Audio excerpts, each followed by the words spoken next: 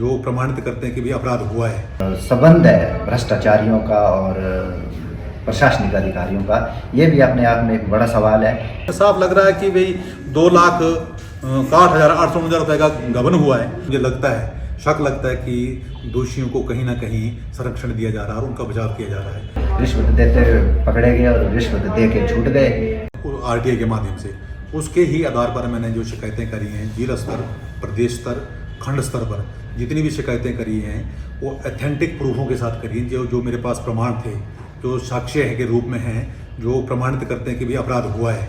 लेकिन खेद की बात है कि जिला प्रशासन जो है इन प्रमाण पर इन मेरे आवेदनों को जो है लंबित किया जा रहा है, क्योंकि खासकर तो अपने सदर थाना चंबा में माननीय पुलिस अधीक्षक महोदय के माध्यम से जितनी भी मैंने कार्रवाई करी है, जितनी भी क्रॉसपॉन्ड करी है, वो सारा लंबित पड़ा हुआ है।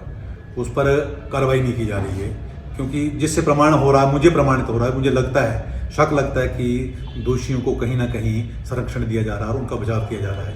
तो हमारा निवेदन है, मैं लंबे समय से मैं एक हार्ट से, मेरा ऑपरेशन हुआ हार्ट का, बीमारी से ग्रस्त हूँ और मैं एक सीनियर सिटीजन भी हूँ। मैं बार बार माननीय उपायुक्त महोदय चंबा के माध्यम से, एसपी महोदय चंबा के माध्यम से और हिमाचल प्रदेश सरकार के जितने भी प्रशासनिक सुधार कार्यालय हैं उनके माध्यम से जो है चंबा प्रशासन को कह रहा हूँ कि भी ये इन दोषियों के खिलाफ जो कार्रवाई की जाए।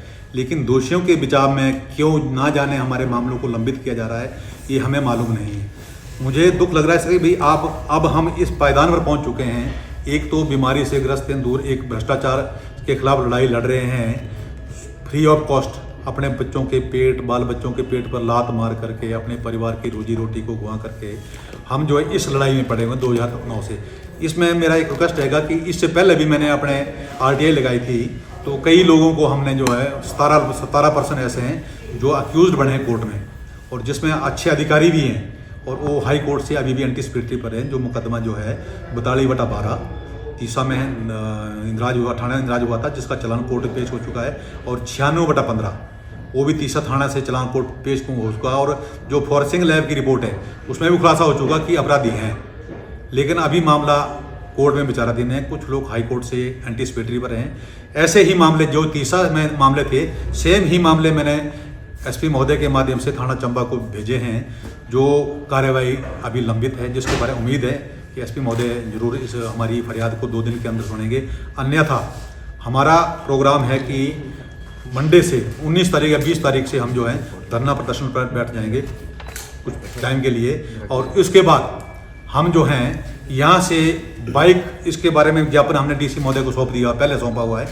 उसके बाद हम, अगर हमारी मांग नहीं मानी जाएगी तो हम बाइक यात्रा होगी हमारी यहाँ से शिमला तक की, और राज्यपाल के पास मिलेंगे, और उसके बाद सरकार हिमाचल प्रदेश से मिलेंगे कि भाई इन तथ्यों पर जो है जिला प्रशासन क्यों संज्ञान नहीं ले रहा है।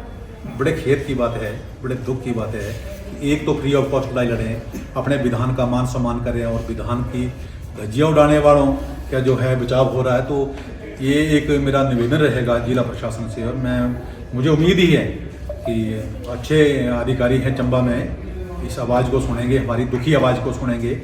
ये हमारा कोई पर्सनल निजी मामला नहीं है, ये जनहित का मामला है, सरकार हित का मामला है, प्रदेश हित का मामला है, देश हित का मामला है। हम जो लड़ाई लड़ रहे हैं देश हित की लड़ाई लड़ रहे हैं। जैसे मैंने आपको अभी बताया, एक गौ सदन बना हुआ है सरौल से, मैंने उसकी रिकवरी 1 लाख रुपये रिकवरी कराई। अभी 2015 में वो पैसा रिलीज हुआ था, वो उसको गबन करके बैठे हुए थे, तो अभी मैंने हाल ही में इसी 2023 में जो है उसकी रिकवरी करवाई, और उसमें भी मैं तू की बातें हमें सुननी पड़ी इंक्वायरी के टाइम में। और एक गौ सदन जो है पलवमी बनाओ, जो 2017 में मुझे रिपोर्ट मिली, 4/3/2017 को खंड विकास अधिकारी कार्यालय चंबा से जो रिपोर्ट मिली, उसमें उन्होंने लिखा कि पलवमी का गौ सदन जो है 2 लाख से कार्य पूर्ण हो चुका है। लेकिन जब मैंने इसी गौ सदन के बारे में डीपीओ कार्यालय चंबा से इसकी जानकारी मांगी, तो डीपीओ कार्यालय में से रिपोर्ट आई कि ये गौ सदन जो 4,60,849 रुपये से बना है।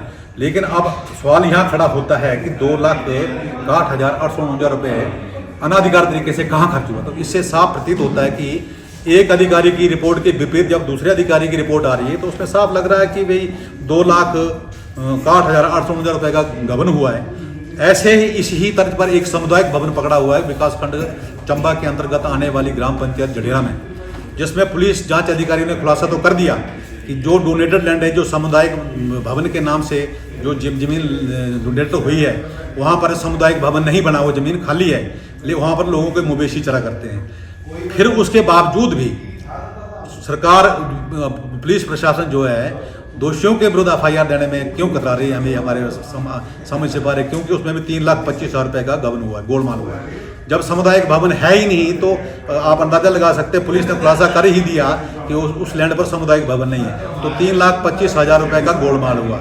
और ऐसे ही कई मिसटॉल ऐसे हैं जिस पर मनरेगा के, जिस पर एक मिसटॉल पर 2-2 महीनों की कटिंग, हाथ से कट करके 2-2 महीनों की हाजिरी अंकित करके जिसकी जांच बिठाई गई थी और पंचायत प्रधान तथा सचिव को दोषी करार दिया जांच अधिकारी ने, चंबा विकास खंड के PI ने, जो जांच अधिकारी थे उन्होंने उनको दोषी करार दिया। उसका वो मामला भी पुलिस थाना चंबा में लंबित है, उस पर भी कोई FIR दर्ज नहीं हो रही है। उसके उपरांत भी एक 13वां वित्त आयोग है जो ही अपना 13वां वित्त जिला पंचायत अधिकारी कार्यालय चंबा से जो पैसा रिलीज हुआ था करोड़ों में, उसमें भी मैंने लिखा था कि इसमें घोटाला हुआ है, लेकिन हमारी आवाज़ नहीं सुनी पुलिस ने लिखा कि संबंधित विभाग करेगा। तो पुलिस का मान सम्मान करते हुए मैंने DC महोदय के माध्यम से संबंधित विभाग के ऊपर दबाव बनाया, तो संबंधित विभाग ने लिखा हुआ है कि भी आप जो है FIR करें। ये मामला 22 में पुलिस विभाग को संबंधित विभाग ने दिया है कि दो दोषियों के विरुद्ध जो है मामला दर्ज किया जाए, इन रिटर्न दिया उन्होंने, उसका लेटर नंबर भी लगा हुआ है। लेकिन आज तक 22 के बाद 24 लगा, 2 साल तक पुलिस जांच अधिकारी उन दोषियों के विरुद्ध, मैं दोषी नहीं बोल रहा हूँ, ये कागज बोल रहे हैं, जो प्रमाण है हमारे पास वो प्रमाणित कर रहे हैं कि दोष हुआ है, अपराध हुआ है, दोषी हैं, विभाग ने भी दोषी माना है। बार बार एक्सप्लेनेशन करने के बावजूद भी कैश बुक और स्टॉक रजिस्टर जिसके आधार पर काम होता है और जिसके फर्म 13C MB जो प्रमाणित करती है कि मेरे साथ छेड़छाड़ किया गया, कटिंग की गई है और एक आदमी के हस्तलेख से ही सारा काम किया गया, जो उससे कोई संबंध, उसका कोई संबंध नहीं था। ऐसे ही गैर कानूनी तरीके से उसको बनाया गया। फिर भी FIR नहीं हो रही है। कुछ लोग सरकारी कार्यालयों में पार्ट टाइम हैं और मनरेगा में भी काम कर रहे हैं। हमने पुलिस अधिकारी चंबा को लिखा कि भी पार्ट टाइम कैसे, उसकी मनरेगा में कैसे हाजिर लग रही है, तो वो पेंडिंग बड़ा आज नहीं कल करेंगे। तो ये मामले सारे लंबित होते जा रहे हैं। कुछ लोग मित्र केंद्रों में लगे हुए हैं, उसने कॉन्टैक्ट हुआ वहाँ पर, उसकी ID उसके थंब से खुलती है, उसके जो उसका दिया है उससे खुलती है। वो लोक मित्र में भी काम कर रहा है, वहाँ से कॉन्टैक्ट से पैसे ले रहा है, एक बैंक से कॉन्टैक्ट किया वहाँ से पैसे ले रहा है और मनरेगा में भी काम कर रहा है सेम डे में। अगला आपका एक्शन प्लान क्या है? एक्शन प्लान ये है कि अगर ये जो सारा कुछ मामला जो बेचारा जिला प्रशासन के समक्ष विचाराधीन मामला है, अगर इस पर तुरंत कार्रवाई नहीं होती 3 दिन के अंदर, तो मंडे से मैं जो धरने पर बैठूंगा यहाँ पर उपायुक्त महोदय के कार्यालय के सामने धरने अपनी मांगों को लेकर के। अगर नहीं होता तो उसके बाद भी हम जो है अगला कोच जो है माननीय राज्यपाल हिमाचल प्रदेश की शरण में जाएंगे कि वहाँ जाकर के अपनी फरियाद को सुनाएंगे कि क्या हमारे देश की संवैधानिक मर्यादा यहाँ नहीं खत्म हो जाती हैं, क्या इससे आगे कोई कार्रवाई नहीं होती है, क्या हमारी संवैधानिक मर्यादाओं को लगातार शर्मसार होना पड़ेगा या इनको लज्जित किया जाएगा। कानून पूछो कार्यालयों से कि भी क्या हमारे कर्मचारी सेवा नियम अथवा भारतीय दंड संहिता, भारतीय IPC CRPC संहिता सारी लज्जित होती जा रही हैं और क्या हमें भी शर्मिंदा होता रहे। हम RT कार्यकर्ता सर, समाज से भी हैं, सोशल वर्किंग कर रहे हैं, उसके बावजूद भी हमें लज्जित होना पड़ेगा। तो हम अपनी आवाज़ के लिए आगे जाएंगे, शासन प्रशासन के पास लंबा कूच करेंगे।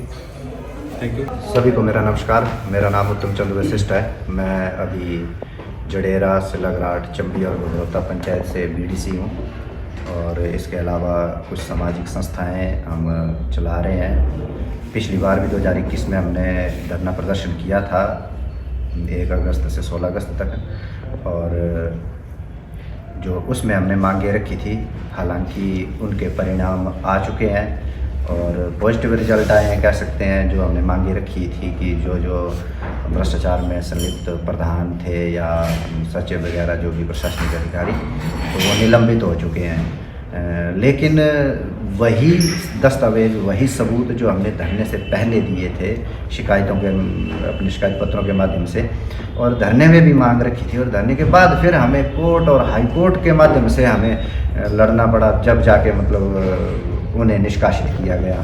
तो फिर जो प्रशासन के पास निहित शक्तियाँ हैं, SDM महोदय हैं, हमारे DC साहब हैं, तो उन शक्तियों का क्या फ़ायदा और हमारा इनके पास शिकायतें देने का क्या फ़ायदा। और आज का जो हमारा विषय है वो है जो हमारे तमाम RTI एक्टिविस्ट हैं, चाहे वो चंबा से हैं, चंबा से बाहर के हैं, पूरे हिंदुस्तान भर से हैं, उनका लगभग सभी का एक सा ही दर्द है, एक से ही अनुभव हैं। जो PIOs हैं या अपीलेट अथॉरिटीज़ हैं, उनके जो रिएक्शंस हैं, उनके जो व्यवहार हैं, बर्ताव हैं, जिसकी वजह से जो RTI एक्टिविस्टों को सामना करना पड़ता है जिन कठिनाइयों का, और जो संबंध है भ्रष्टाचारियों का और प्रशासनिक अधिकारियों का, ये भी अपने आप में एक बड़ा सवाल है कि भ्रष्टाचारियों के हिस्से की लड़ाई प्रशासनिक अधिकारी लड़ रहे हैं, चाहे वो सचिव है, चौकीदार है, पुलिस के लोग हैं।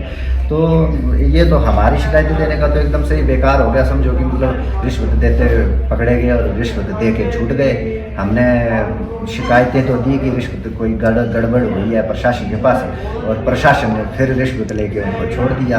हम तो यही कहेंगे, कुछ न कुछ किसी स्तर पर साठगांठ हुई है, जब भी उन्होंने छोड़ा है। अनुभव हासिल करने के बाद अब क्या आपका जी, अब हमारा ये है, लगभग हमारा फाइनल ही हम कह सकते हैं, क्योंकि धरना एक बार हम पहले भी कर चुके हैं। धरना एक बार फिर हम संवैधानिक तरीके से शुरू कर रहे हैं, जिसको जैसे मेरे पूर्व साथी ने बताया कि हम चंबा से शुरू करेंगे और शिमला तक इसको आवाज़ को उठाएंगे। और इसको मैं थोड़ा सा ऐड ऑन करना चाहूँगा कि हम दिल्ली तक आवाज़ उठाएंगे, जंतर मंतर तक हम बैठने की कोशिश हमारी जारी है। हमारे तमाम जो ऑल ओवर इंडिया के साथी हैं वो सब तैयार हैं इस मुहिम में आगे बढ़ने के लिए।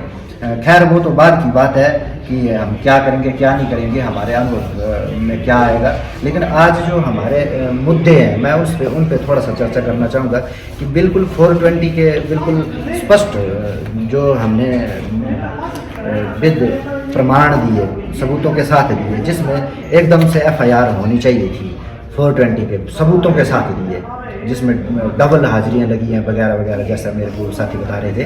तो उन पे कोई FIR नहीं होती है। किस स्तर पर उन साठगांठ के चलते उनको छोड़ा जाता है, ये थोड़ा सा जांच का भी और चिंता का विषय है। जिसमें पुलिस विभाग की अगर हम बात करें तो एक तरफ तो जो दोषी हैं, जो कानून के मुताबिक, दस्तावेजों के मुताबिक दोषी हैं, उनको छोड़ दिया जाता है, और जो उसके खिलाफ आवाज़ बुलंद करने वाले हैं उन्हें बिना सबूत के रगड़ दिया जाता है, उन्हें उनके ऊपर FIR पे FIR कर दी जाती है। तो मैं ये कहना चाहूँगा कि जो पुलिस की भागीदारी है भ्रष्टाचार को बढ़ावा देने में, वो अपने आप में एक सवाल है, और इस पर हम आगे भी चर्चा करेंगे। एग्जाम्पल के तौर पे मैं आपको थोड़ा सा दिखाना चाहूँगा कि हमने कुछ RTI मांगी, उसमें हमने IPO लगा के दिया, और शिकायत पत्र भी साथ में, ये शिकायत पत्र लगा हुआ है, साथ में ये IPO लगा हुआ है। लेकिन हमारा IPO समेत शिकायत पत्र वापस कर दिया जाता और लिखते हैं कि आप कौन से शिकायत पत्र की सूचना मांग रहे हैं। तो एकदम ये तो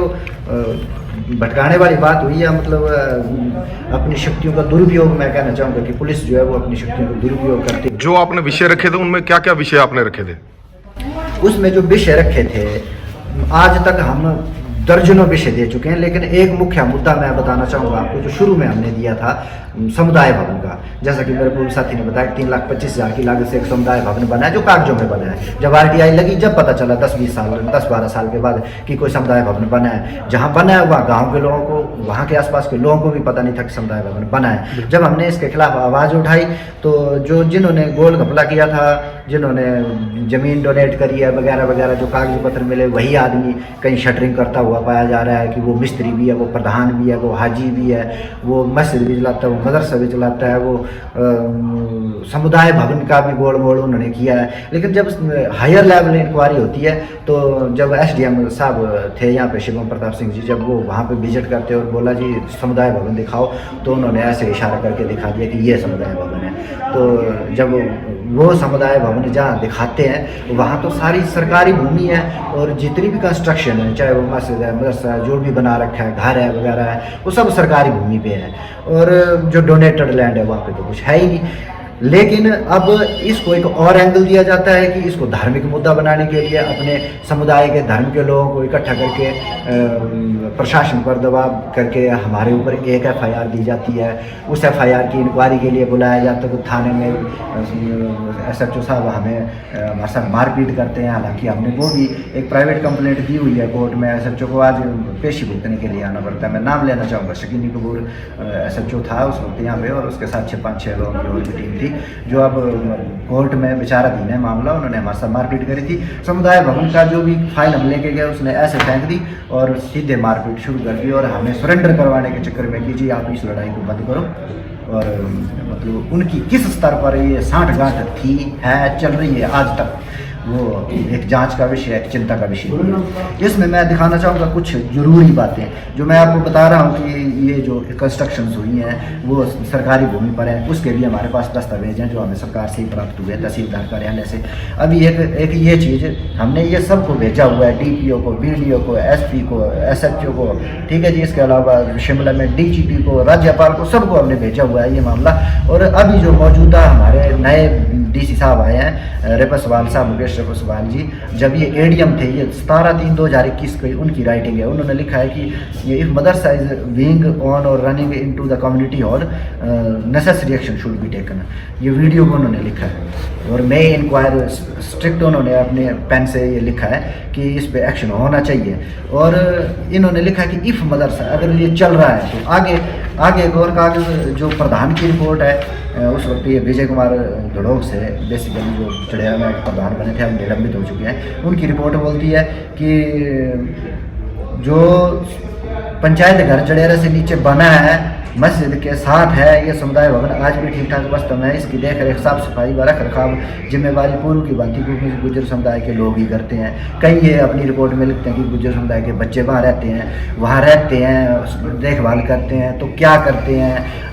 आखिरकार ये साबित करता है कागज कि वहाँ मदरसा चल रहा है और जो मदरसे की रजिस्ट्रेशन होती है वो रजिस्ट्रेशन उनके पास नहीं है, यानी कि अवैध मदरसा है। और इसके लिए जो माननीय हमारे अब DC साहब हैं, मैं उम्मीद करूँगा कि अब वो फिर से यहाँ आए हैं तो इस पर एक्शन लेंगे, कड़ा संज्ञान लेंगे और इस पर FIR होनी चाहिए जो भी इसमें गोलमाल हुआ है। ऐसे हमने कई मामले ऐसे हुए हैं और कम नहीं है, हमने करोड़ों रुपए के घोटाले, अरबों रुपए के घोटाले हमने पकड़े हैं। लेकिन तमाम दस्तावेज देने के बावजूद उनका बचाव किया जाता है और हमारे ऊपर शिकंजा कसा जाता है।